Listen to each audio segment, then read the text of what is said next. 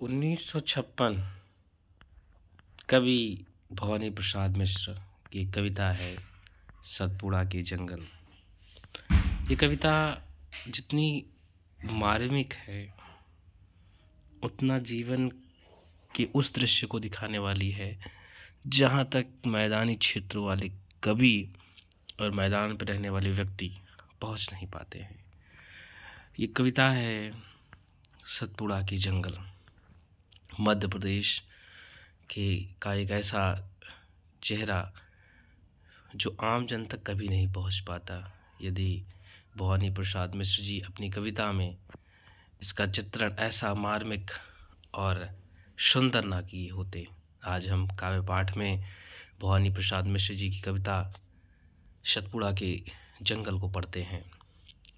आप सुनिए। सतपुड़ा के घने जंगल, नींद में डूबे हुए से ऊँघते अनमने जंगल, झाड़ ऊंचे और नीचे चुप खड़े हैं आँख वीचे, घास चुप है कास चुप है, मूक शाल पलाश चुप है, बन सके तो धसों इनमें, धस नहीं पाती हवा जिनमें। किसमें? इन सतपुड़ा के जंगलों में, जहाँ पर घास चुपचाप रहती है, काश के पत्ते चुप रहते हैं, मूक शाल और पलाश भी चुप रहती है। वहाँ पर जहाँ पर कोई जा नहीं सकता है, वहाँ पर जहाँ हवा भी प्रवेश नहीं कर सकती है। अगर सच में तुम प्रवेश करना चाहते हो तो वहाँ प्रवेश करो, देखो कि वहाँ संस्कृति कैसी है, वहाँ बात कैसी होती है। फिर आगे कभी कहता है, सतपुड़ा के घने जंगल, नींद में डूबे हुए से ऊँघते अनमने जंगल, सड़े पत्ते गले पत्ते, हरे पत्ते जले पत्ते, वन पथ को ढक रहे से, पंख दल में पले पत्ते, चलो इन पर चल सको तो। क्या सुंदर दृश्य है।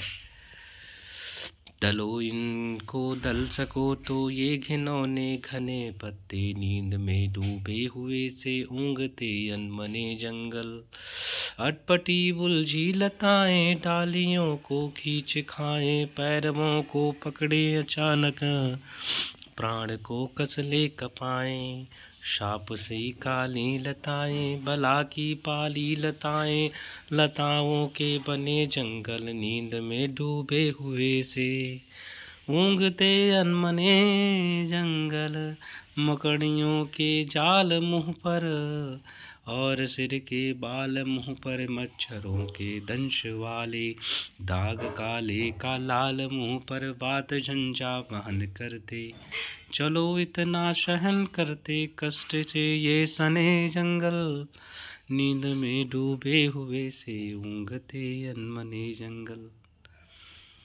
जब रात के स्याह अंधेरे में जब कोई व्यक्ति देखता है जंगल को तो कैसा प्रतीत होता है, कितना सुंदर दृश्य है।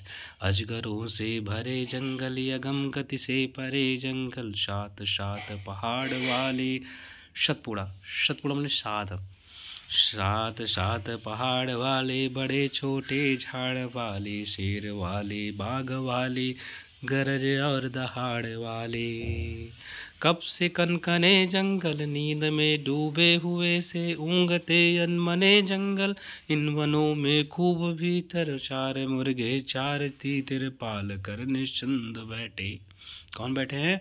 बिजन वन के बीच बैठे, झोपड़ों पर फूस डाले, गोंड तगड़े और काले, जबकि होली पास आती, सरसराती घास गाती और महुए की लपकती, मत गिरती बास आती, गूंज उठते ढोले इनके, गीते उनके गोल इनके, सतपुड़ा के घने जंगल, नींद में डूबे हुए से ऊँघते अनमने जंगल, जगते अंगड़ाइयों में, खो गड्ढों खाइयों में, घास पागल काश पागल, शाल और पलाश पागल, लता पागल वात पागल, डाल पागल पात पागल, मत्त मुर्गे और तितिर, इन वन मुर्गों के खूब भीतर, चित्र तक फैला हुआ सा, मृत्यु का मैला हुआ सा, क्षुब्ध काली जहर वाला, मथित बुत्थित जहर वाला, मेरु वाला, शेष वाला, शंभु और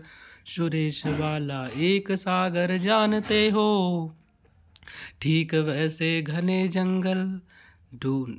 कवि ने यहाँ पर सागर से उपमा दी है जंगल की।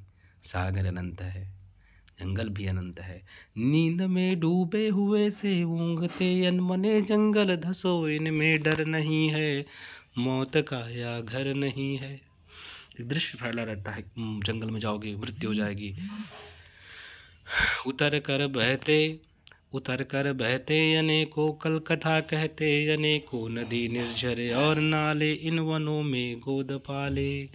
लाख लाख पंछी 100 हिरन दल, चांद के कितने किरंदल, झूमते वन फूल फलियाँ, खिल रही अज्ञात कलियाँ, हरित दुर्वा रक्त किसलय, पूत पावन पूर्ण रश्मय। सतपुड़ा के घने जंगल लताओं के बने जंगल, सतपुड़ा के घने जंगल लताओं के बने जंगल। बहुत सुंदर कविता है, बहुत। आप भी गाइए। सतपुड़ा के घने जंगल लताओं के बने जंगल।